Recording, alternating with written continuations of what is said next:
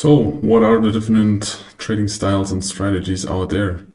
We are coming to an end of Series 100. I think there's one more section after this. We are at beginner Series 107. Types of trading strategies. Here are some of them. You have high frequency trading. We already mentioned them as market participants early in the course. They are trading in microseconds. They have servers directly to the stock exchange. It's about milliseconds. There's infrastructure worldwide which only transfer financial data, for example, for using or arbitrating the different prices to the different stock exchanges or between assets, or just doing market making and providing liquidity and trading bid-ask spreads very fast. For you as a retail member, it's nearly impossible to do this because you don't have the infrastructure, you don't have the capital, you don't have the knowledge, you don't have the resources. This is mainly done by big players in the market. Then you can scalp from seconds to minutes. You can do this as a retail trader. You need fast data feed, you need a good internet connection, you need a fast computer, and then you can do this. So you can scalp in the order book, very short term. It's possible. You're only in the markets for seconds to minutes, not longer. This is called scalping. You can do this as an individual, but it's not the main approach we're going to teach in here, but there's this style of trading some people do. Then there's intraday or day trading. It's from minute to hours. There is multi-day trading, so you trade or have positions for a couple of days, and there's swing trading where you have position or trades from days to weeks, and there's position trading, which is a holding position from weeks to months. And it depends which trading style fits to you, depending on how much time you can invest, how much time you want to invest, and what you want to focus on. And this is your personal decision. Not everybody's made for scalping, not everybody's made for position trading, because in position trading, obviously you need a lot of trust in your analysis, and you need to trust your positions. In scalping, it's way more decisions. For me, it's way more stressful, but some people like it. And for some people, it's a good decision, but you need to identify or realize how much time you can invest, how much time you want to invest, and also if you can provide the infrastructure for scalping example, and do the risk management. And those styles, then you need to decide between those styles, which style matches to you. Strategies by decision making in the process. So there is systematic or automatic trading through system, bots, expert advisors. So there's no discretionary part. You don't need to decide anything. The decision process of buying, selling, where's take profit, where's stop loss, where's entry, where's exit, or partials, is all done by an algorithm. Full systematic, you just build that system and then you can adapt the system, but you don't do the active trading decisions. There's semi-automatic or hybrid, so it's a mix of manual execution and trading systems or indicators. For example, a system that generates signals based on fundamentals with a combination of technicals, or only technicals, or only fundamentals. You get a signal, but then the execution is still manual.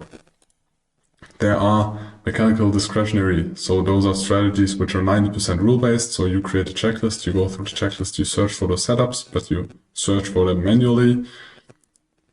But it's kind of mechanical because you act kind of like an algorithm, but it's just you and not an algorithm. So because you are not working like an algorithm, and there is not just 0 and 1, it's just 90% rule-based, because there's always a kind or a part of interpretation when you act as a human.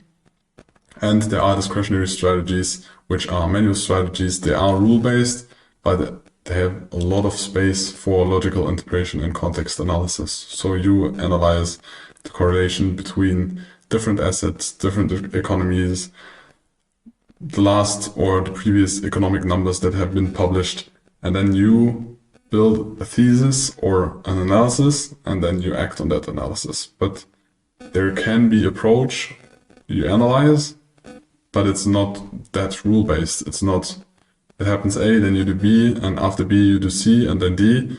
It is more freestyle, more creative, but can be very, very efficient. But for that you need to spend a lot of time in the markets.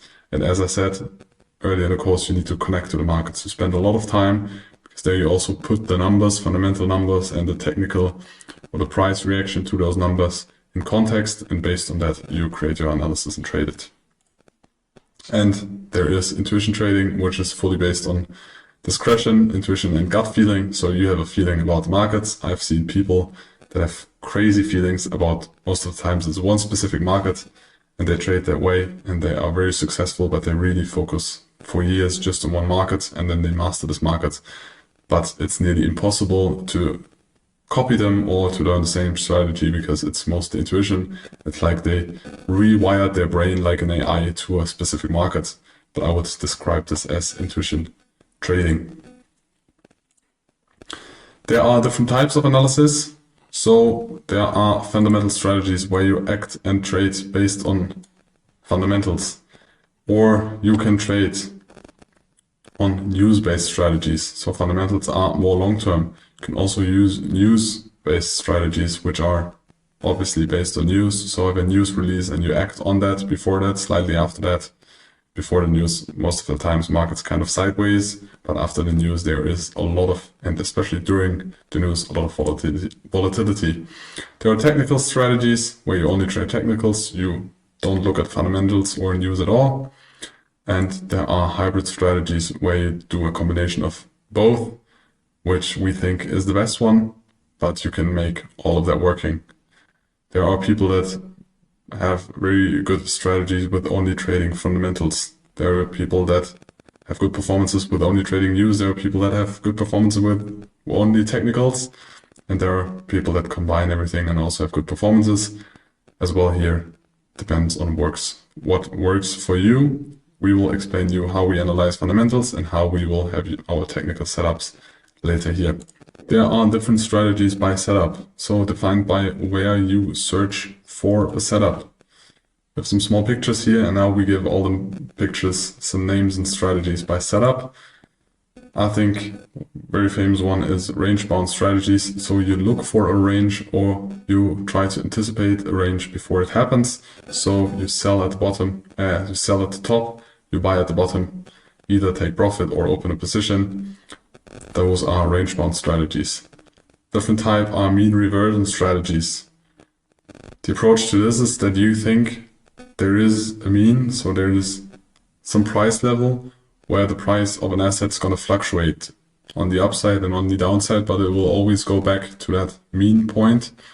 So you will try or scale into a market most of the times. The further the price, the higher the standard deviation from the mean or the middle of the price is, you think, to the upside, but also to the downside. There are reverse strategies where you try to catch a reversal. For example, a falling knife, so a downtrend, and you try to buy into the downtrend, and after that the price reverses. Or even in an uptrend, you try to catch the reversal or the start of a downtrend. You have pullback and continuation strategies. So you have a trend and you try to buy the pullbacks or sell the pullbacks in a downtrend. Either way, it's a pullback, and you need to or try to find the best price into that trend upwards or downwards. There are breakout strategies where you say, okay, you have a defined point, could also be a range, could be a trend structure, could be anything. You try to scale in when there is a breakout above this price point. Very often you use stop limit orders for that. Or you have momentum strategies where you just use buy stop or sell stop orders. We say, okay, I want to create a strong push. For example, when there is a news, you want to scale into the news. When there is a big movement, you say, okay, when the price is above this level, I want to scale in long or short. And there are non-directional strategies, but we will not go deeper into that. But it's still important to know that there are strategies like this where you, for example, sell options and you earn money as long as the market or the price moves within a range. Doesn't matter if it moves up or down, or if the market stays below a specific volatility. And then you earn money. If it exceeds that, you lose money. But those are the strategies by setup you need to know.